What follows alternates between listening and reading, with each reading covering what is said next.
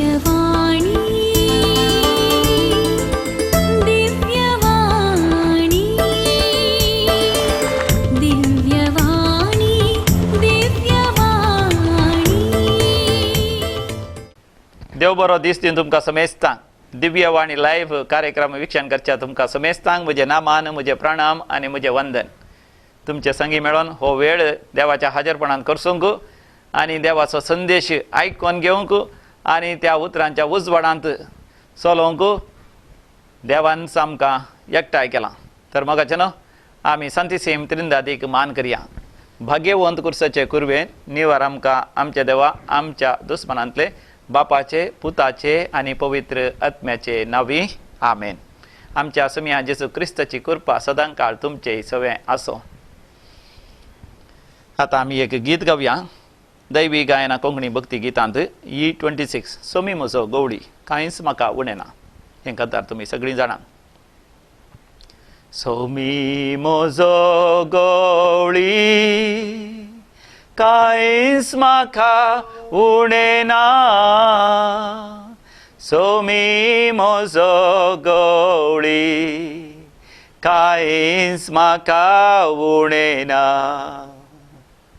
पासवो सरव मेळटा थंय सोमी म्हाका विशेव दिता, प्रशांत नितळ उदका थंय सोमी म्हाका आपोवन व्हरता.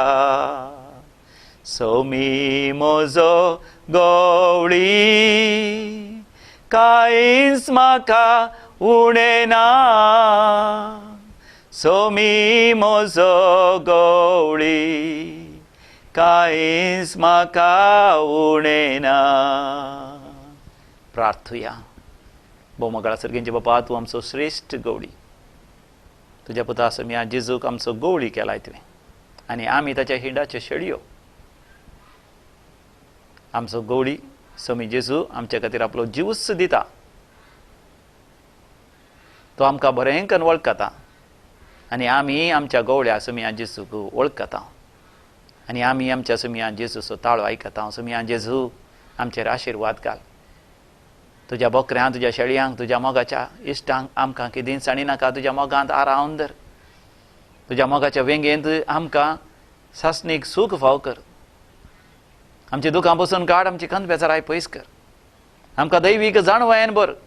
पवित्र आत्म्याच्या देण्यांनी, पवित्र आत्म्याच्या फळांनी, पवित्र आत्म्याच्या सक्तेन आमकां अभिषेक कर. आमच्या जिवितांत बरी भलायकी, मोतीचो उजवाड, बरें काम, बरो दीस पडतो ग्रास, मोगाच्या मनशांचो मोग आनी जैतेवंत जिवीत, सुफळ जिवीत, अ सक्सेसफूल लायफ आमकां हर एकल्याक फोव कर. आमच्या मदें आसच्या पिडेस्तांक गूण कर. विविध गरजो घेवन ह्या कार्यक्रमांत मागण्यांत वेळ करसूंक मुखार सरल्यान त्या म्हज्या भाव भयणीचेर आशिर्वाद घाल. तरणाट्यांक तांच्या वेळार बरो फुडार फोव कर. तांच्या जिवितांत सेटल जायशें कर.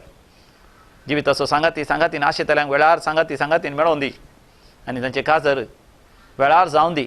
जे कोण देव आपणे स्विकार करतात तांच्या जिवितांत याजक जावंक, रिलिजियस जावंक, मिशनरी जावंक आनी त्या देव आपणान थिरासाण सांबाळूंक तांकां फोव कर. कुटुंबा जिवितांत अखेर पर्यंत थिरासाण सांबाळूंक घोव बायलेनी संपूर्ण तरान काळ जमानान एक जावन जिवंक फोव कर.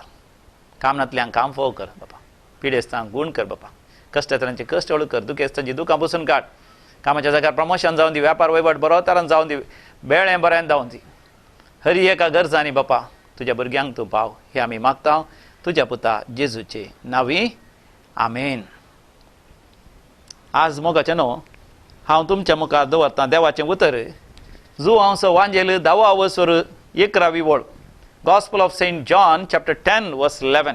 तुमी बरें करून जाणात हें देवाचें उतर. समी जेजू म्हणटा, हांव बरो गवळी बकऱ्यां पासत आपलो जीव दिता. आनी आतां ताचे की पयलें this word of God is sandwiched between two word of God.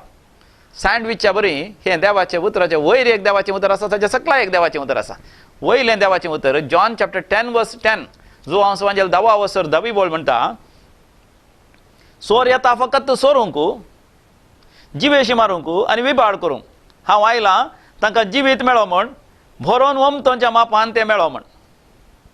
आनी आतां ह्या 11व्या वळीच्या उपरांत 12व्या वळीर स्वामी जेजू म्हणटा, पूण जो कोण कामाक रावला तो गवळी न्ही आनी बकरे ताचे स्वंत न्ही, देखून सुणें वागाट येता तें पळयतच तो बकऱ्यांक सोडता आनी फोळण धांवता. सुणें वागाट बकऱ्यांक धਰਨ दुस्पटायता. सोमी म्हजो गवळी हें गीत म्हाका भारीच मोगाचें. सोमी म्हजो गवळी कांयच म्हाका उणें ना. सोमी म्हजो गवळी. किर्तन 20:3 पयली वळ. देव म्हजो तुजो बरो गवळी आनी आमी ताच्या हिंडाच्यो शेळयो. आनी आतां सोमी जेजू वांजेलांत म्हाका तुका म्हणटा, हांवूच बरो गवळी. म्हणजे जेजू आमकां स्पश्ट करता की तोच खरो नीज देव.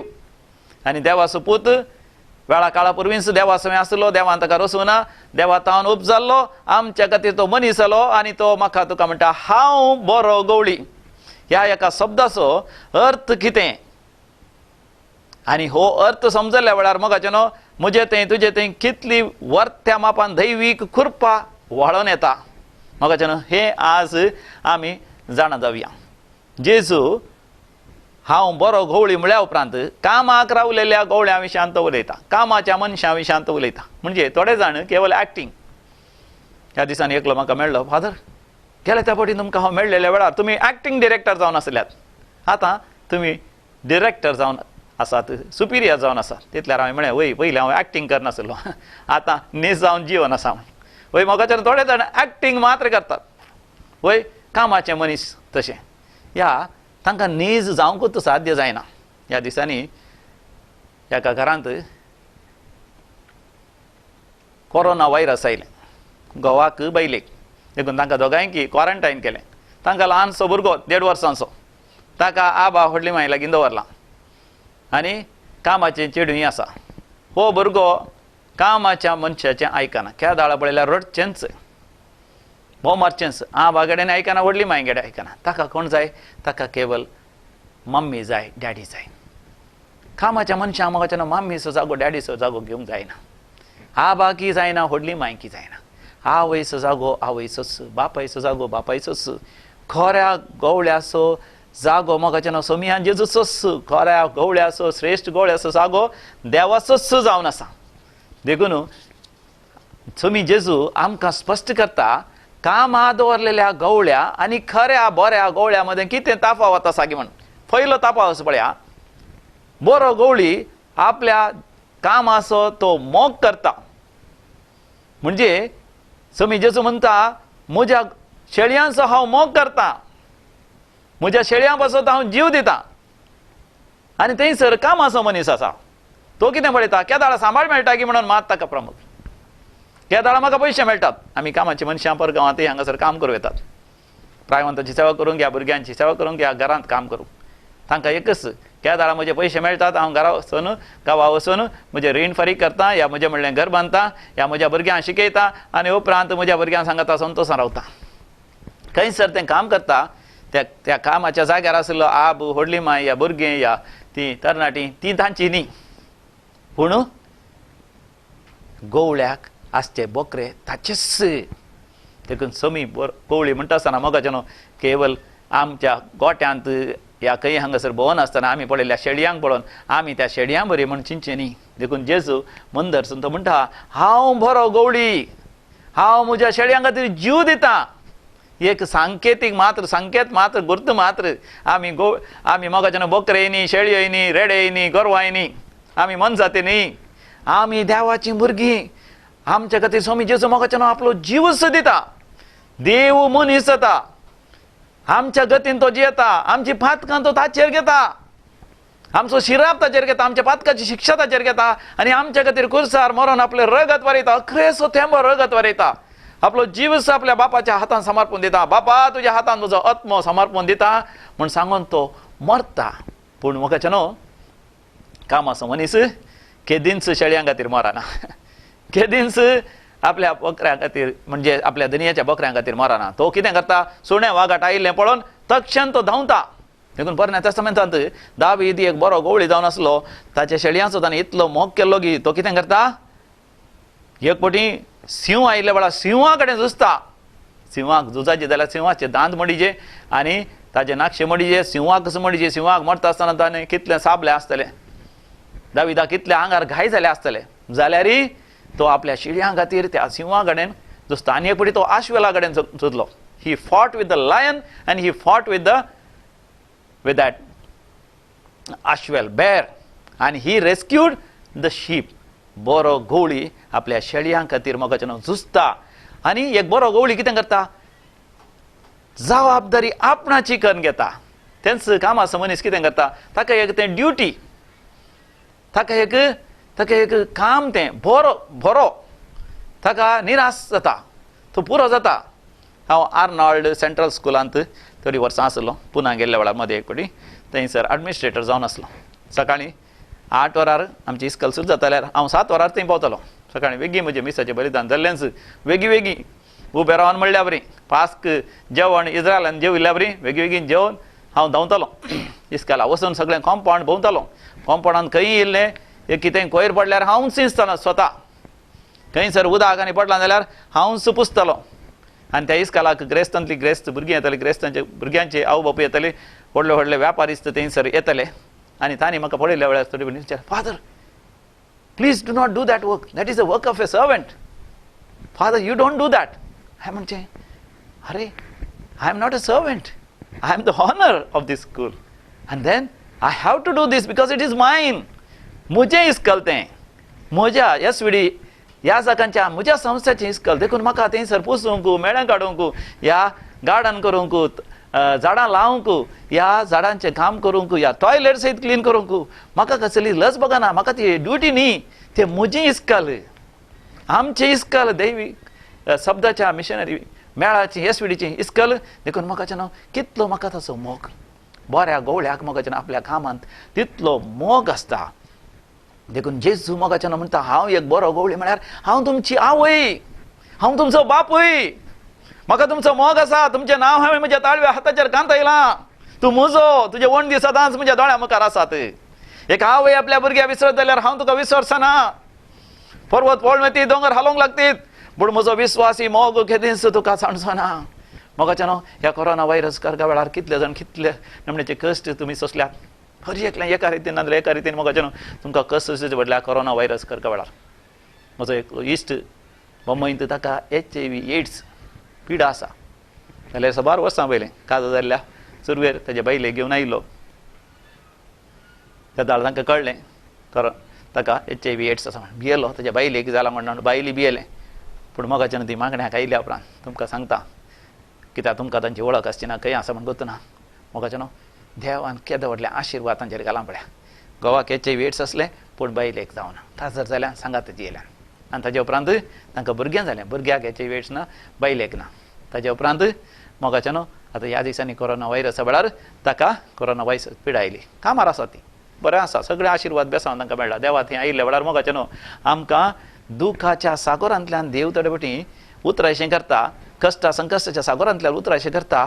पूण मोगाच्यान पांय बी जायनासतना तुमी जाणात त्या तांबड्या दर्यांतल्यान इस्रायल परच्या उतरता आसतना तांबड्यो दर्यो 2 वांटे जालो. दोनी कुशीन वणदी बरी उदक उबें रावलें.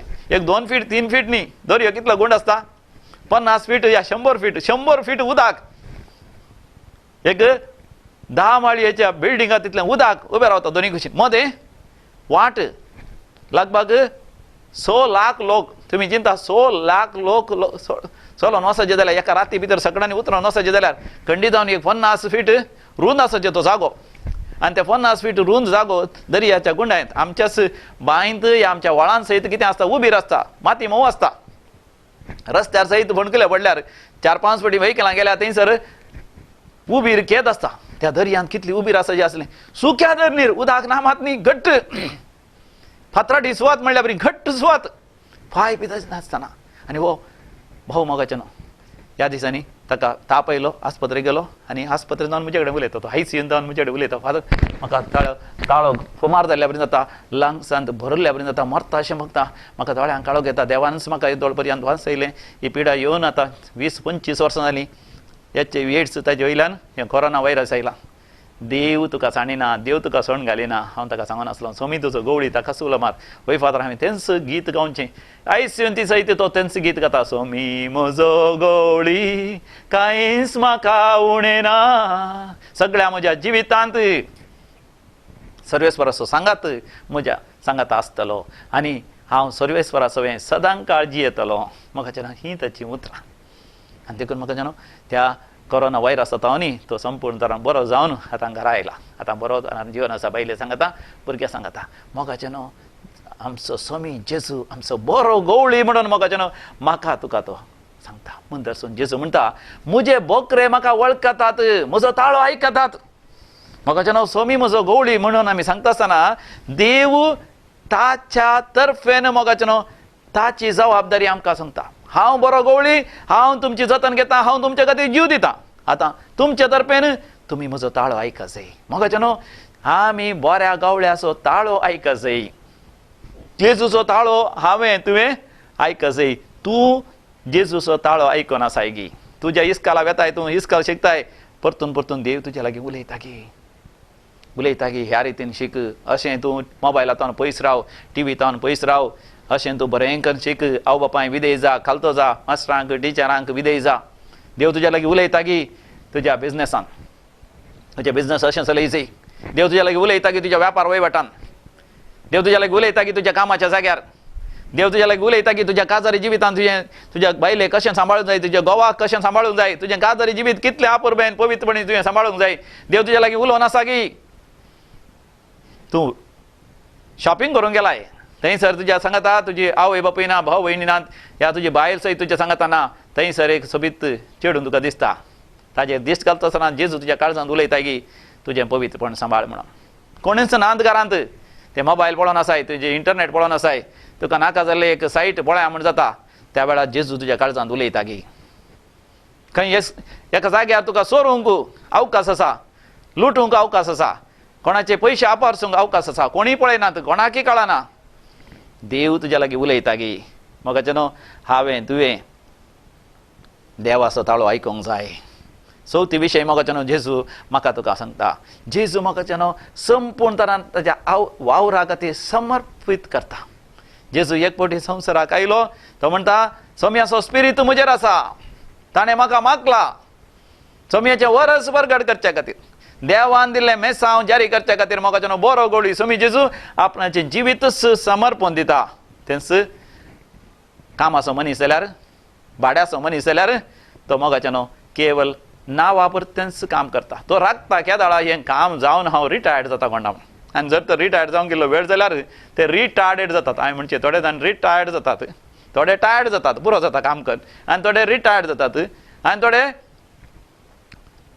वॉलंटरी रिटायरमेंट काणयता म्हणटात, आनी थोडे जाण रिटायर्डेड जातात. रिटायर्डेड म्हळ्यार मानसीक जातात. थोडीं जाणां काजर जातात, तांकां समाधान ना गोवाती जाल्यार जी येतात. फाटीं वचोंक जायना आवय बापाय लागीं, शिकोवंक ना, बरें काम करूंक ना, कशें काजारी जिवीत तुटयल्यार कितें करचें हांवें म्हणून चिंतून तशें जियेल्या बरी मानसीक जातात. आनी थोडे जाण जातले बायले सांगता जियोंक जायना, बायले समजूंक जायना जाल्यार ही जाय की नाका दीस कसल्या बरी म्हाका जेन्ना मानसीक जाता. पूण म्हाका जेन्ना आमचें जिवीत समर्पण दिल्ल्या वेळार जावं पळय ह्या सगळ्या जिविताक, ह्या रिलिजियस जिविताक, काजारी जिविताक, ह्या कुटुंबा जिविताक, ह्या कामाच्या जाग्यार, त्या कामाक वावराक, त्या मिसावाक आमी समर्पण दिल्ल्या वेळार म्हाका जेन्ना केदो वरचो संतोश, केदो वर ती दादोसकाय आमकां आसा. सोम्या जेजूक म्हाका जेन्ना ती दादोसकाय आसली, देखून खुर्सार म्हाका जेन्ना तो मरता आसतना विशेष वळवळे कश्ट ताणें सोंसले तरी अखरे तो कितें म्हणटा, संपतलें. ताणें वापरलेलो शब्द जाणारी म्हणटात तेत्तेस्तलोय. तेत्तेस्तलोय म्हळ्यार संपतलें म्हळ्यार जैतेवन जालो. म्हज्या जिविताचे मिसावांत हांव जैतेवन जालो. म्हाका जेन्ना कितेंय वावरता हेचेर कर तांत म्हाका जेन्ना म्हाका तुका आसा जैते एक उद्देश जैतेवन जायचें जावं पुरो. भाता खात्यांत बेसाय करची आनी बेड्यां काडचें. बेड्यां आयिल्ल्या वेळार हांव जैतेवन जालो, देवान दिल्लें तें मिसांव जावं पुरो बेड्यां काडचें, जावं पुरो फुलां झाडां फुलां काडून विकचें, जावं पुरो एक कुटुंब चलोवचें, जावं पुरो एक व्यापार वैवट चलोवचो, जावं पुरो एक इस्कॉल चलोवचें, जावं पुरो एक संस्था चलोवचो, समाज सेवा करचें. हर एकान म्हाका जेन्ना देवान दिल्लें तें मिसांव हांवें आनी तुवें तें जारी करचें जावन आसा. पांचवें जावन आसा म्हाका जेन्ना बरो गवळी म्हज्या खातीर, तुजे खातीर आपलो जिवूच दिता शेळयां खातीर. पूण कामाचो भाड्याचो मनीस धांवन वेता. देखून म्हाका आमी जाणा जाय जे आमच्या जिवितांत देवाक आमचो बरो गवळी करून घेजय. न्हय आमचे इश्ट, न्हय कोणी आमकां मजा कुशालाय दितले, कित्याक ते जेन्ना पर्यंत आमचे लागीं पयशे आसात, तरणाटपण आसा, आमच्या तावन कितेंय ताका लाभ आसा, आमच्या सांगाता रावतात. एक फावटी जाल्लेंच मोगाचें न्हू ते धांवन वेतात. पूण आमचो समी जेजू आमच्या सांगाता मोगाचें न्हू सासणाक आमच्या सांगाता आसता, सासणाक आमच्या सांगाता आसता. देखून ह्या दिसांनी पळया हॉलिवुडांत, बॉलिवुडांत, टॉलिवुडांत आनी सँडलवुडांत आनी बरा पळया येदो व्हडले नांवार्दीक आसले हिरो कोरोना व्हायरस करगा वेळार तांकां चड लाभ जायना. ताचे बदलाक ते कितें जातात, लाभ जायना या तांची फिल्मां चड विकून वचनात, तांकां हिरो जावंक जायना, ते ड्रग्स घेवंक सुरू करतात. तांचे पैकी कितले जाण जीव घात करून मरतात. मोगाचें न्हू आमी सोम्याक आमच्या जिविताचो बरो गवळी करून घेवया. बरो गवळी आपल्याच फायद्या खातीर, आपलेच शेळयांक मारिना, या मांस करून खायना. त्या दाळा म्हाका उडास येता पोरना तेस्तामेंतांत सामुएलीच्या 2ऱ्या बुकांत 11व्या वसरांत नातान प्रवादी दाविदाच्या घरा वेता रातीक. म्हाका अजाप जावचें, नातान प्रवादी रातीक वचून दाविदाच्या दाराचेर तो बडयता. दावीद न्हिदला आपल्या काजराच्या कुडांत. कोणा सांगता? बेतशेबा सांगता. आनी आमी जाणा बेतशेबा कोण? उरियाची बायल. उरियाक झुजाक धाण ताणें माराशें केलां दाविदान, आनी ताच्या बायले सांगता न्हिदोन आसा. नातान प्रवादी रातीक वचून ताच्या दारार पडयता. नातानाक आसलें तें धैर्य, कित्याक देवाच्या उतरान ते जियेलो. सोमी म्हजो गवळी जावन आसल्या वेळार मोगाचें न्हू म्हाका तुका एक विशेश धैर्य येता. थोड्यांनी म्हणचें फादर तुमी ते रेतेर दिता आसतना देवाचें उतर दिता आसतना थोडे फावटी व्हडा उमेदीन उलयतात न्ही. हांवें म्हणचें म्हाका सुद्दां थोडे फावटी कळना कित्याक हांव तितल्या उमेदीन उलयता गे म्हणून. उलयल्या उपरांत सबार जाणांक ते देवूच तांच्या काळजांत उलयता. ते हांव उलयता आसतना देव ताचो संदेश तुमच्या काळजांत उलयता. कित्याक हांव सोम्याक म्हजो बरो गवळी कणकाण घेवन सोम्याच्या हाजरपणांत आसता आसतना देव म्हाका पवित्र आत्म्यान भरता आनी पवित्र आत्म्याच्या अभिशेकाक हांव तुमच्या लागीं उलयतना देवूच म्हजे द्वारे तुमच्या लागीं उलयता. हो नातान प्रवादी धैर्यान रातीक मदान रातीच दाविदाच्या घरा गेलो. मोगाचें देवाच्या उतरांचो उजवाड आसता आसतना मोगाचें काळोख जावन उरना तो उजवाड जाता. आनी थंयसर दार पडयतना मोगाचें दावीद तो राय जावन आसलो. तो चिंता ह्या मदान रातीर कोणें म्हाका डिस्टर्ब केलें गी म्हणून. नातान दार उक्तें करता आनी दाविदाक म्हणटा दाविदा तुका एक संगत सांगूंक आसा. दावीद तो चिंता फाल्यां उलयवीत म्हणून, कित्याक राती उलयचें म्हणना. पूण नातान ताच्याच भाशेन तो म्हणटा एका गवळ्याक एक बोकरो आसलो. आनी तितल्यार दाविदाक बरें समजता, कित्याक तो एक गवळी जावन आसलो. ताका बोकरे म्हळ्यार कितें म्हण गत आसा. तो म्हणटा एकल्या लागीं 100 बोकरे आसले. पूण जेन्ना ताच्या घरा सैरा येयलो तो ताच्या शेजारा वेता. शेजारा लागीं एकच बोकरो आसलो आनी त्या बोकऱ्या सांगता तो सांगता जेवतालो. तो बोकरो आनी तो एकाच बशेंतले जेवताले. तोच ताका लायतालो बोकऱ्याक आनी व्हडा मोगान ते आसले. ह्या ग्रेस्त मनशान 100 बोकरे आसल्यान एक बोकरे आसले. असो बोकरो सोरलो, आपारशिलो, मारलो आनी खेलो ताज्या सैऱ्यान सांगता. दावीद रागान उठ्ठा.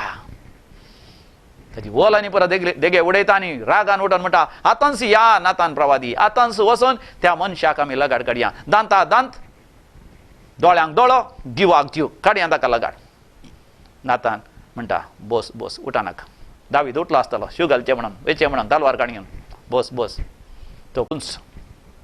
कित्याक तुवें उरियाक आसली एकच बायल, तुका कितले बायले आसात. नातानाची एकच बायल तुवें ती आपारशिल्ले. आनी आमी जाणा मोगाचें उपरांतली काणी. पूण हांव तुमकां सांगता गवळी आपल्याच शेळयांक मारिना.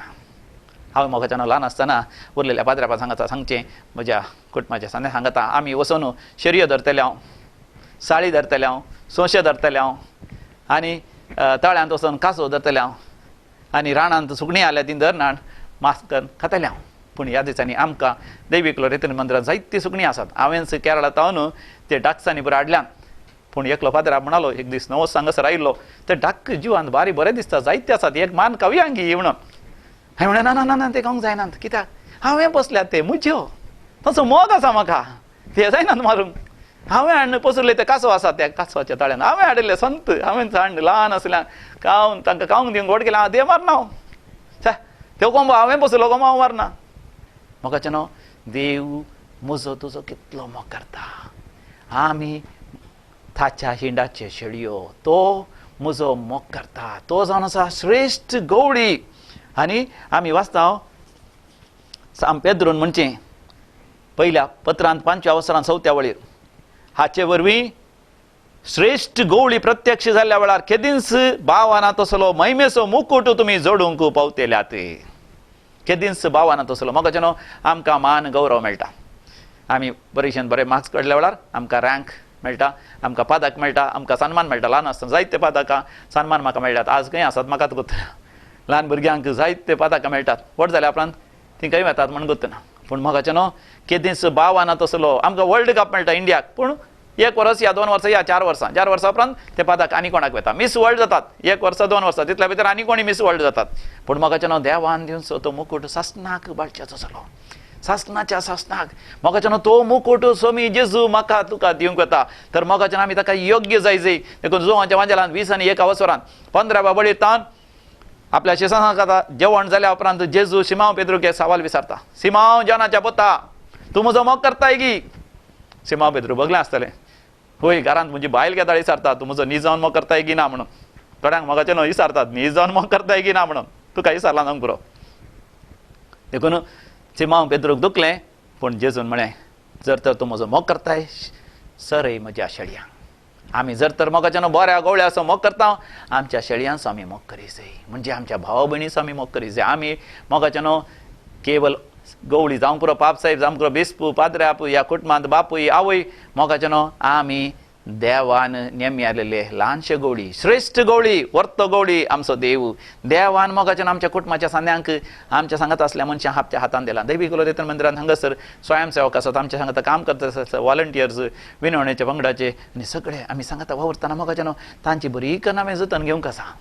देवाक मानवच्या रितीन तुवें बरी कन्न जतन घेवंक आसा तुज्या कुटुंबाच्या सांद्यांची. तूं बापूय जाल्यार तुज्या बायलेची भुरग्यांची, तूं आवय जाल्यार तुज्या घोवाची भुरग्यांची, सासूमांची, तुज्या कुटुंबाच्या असल्या हर एकल्यांची, कामाच्या जाग्यार जाल्यार तुज्या हाता सकला असल्या कामागारांची, तुज्या सांगात असल्यांची, तुज्या वयर असल्यांची, तूं एक समाज सेवक जाल्यार समाजेंत असल्यांची.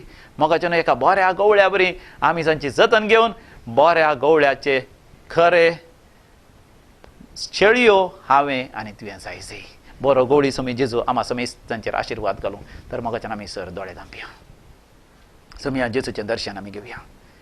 जेजू न्हू आपल्या मोगाच्या शेळयांक आरावन धरचें, पटलून धरचें, तांकां पोशेवचें, ताच्या कांदार दवरचें, या ताच्या गोपांत आरावन धरचें दर्शन आमी घेवया. आनी परतून एक फावटी आमी गावया. समी म्हजो गवळी कांयच म्हाका उणें ना. समी म्हजो गवळी कांयच म्हाका उणें ना. समी म्हजो गवळी कांयच म्हाका उणें ना. सगळ्या म्हज्या जिवितांत ताची दया माया आसा. ताच्या घरान सदां काळ जियोंक म्हाका फावो आसा. समी म्हजो गवळी कांयच म्हाका उणें ना. समी म्हजो गवळी कांयच म्हाका उणें ना. वय समी जेजू तूं बरो गवळी, श्रेश्ठ बरो गवळी, तुज्या शेळयांक खातीर जीव दिवचो बरो गवळी तूं. तुज्या शेळयांचेर आशिर्वाद घाल. आमी तुज्या हिंडाची शेळयो, आमी तुज्या मोगाची आमची जतन घे समी जेजू. तुज्या एकाच उतरान आमकां गूण कर, बरें कर. सर पिडेस्तांक, कश्टतल्यांक, कोरोना व्हायरस पिडेस्तांक, इतर पिडेस्तांक, आस्पत्रेंत आसल्यांक, सोसूंक जायना तसली दूख कुडींत अनुभव करतल्यांक, मरणाच्या तणीर आसल्यांक, मानसीक पिडेन कश्टतल्यांक समी जेजू घरनांतल्यांक घर फावो कर, कामनांतल्यांक काम फावो कर, शिकप जाल्ल्यांक बऱ्यांतलें बरें काम बेगीन फावो कर, कामाच्या जाग्यार प्रमोशन आनी बरी कामाची परिस्थिती फावो कर. कातरी जिवितांत सूख संतोश नासल्यांक घोव बायलांनी एकामेकां समजून माया मोगान एकवटान जी अशें कर. भुरग्यांचे देण्यांतल्यान भुरग्यांचे देणे फावो कर. सेलेन तुका भुरग्याचे देणे बेगीन फावो जाता. You are praying for a gift of a child, Priya and Sarita and Lorenza. The Lord is blessing you. एकली भयण मागोन आसा सुकोरीन, Your daughter has left you and gone. Thania, you will come back soon. David, God is blessing you. Suraj, God is blessing you according to your heart's desire. Denzel, Pramod, Lorenzo, the Lord is blessing you. म्हाका तुमकां नांवान आपयता देव आनी तुमचेर आशिर्वाद घालता. असो मी हांव जेजू समेस्त तांचेर आशिर्वाद घाल. सर्वेस्पर तुमचे सगळे आसो आनी सर्पदेदार देव बाप आनी पूत आनी पवित्र आत्मा तुम्हा समेस्त तांचेर आशिर्वाद घालो. दिव्यवाणी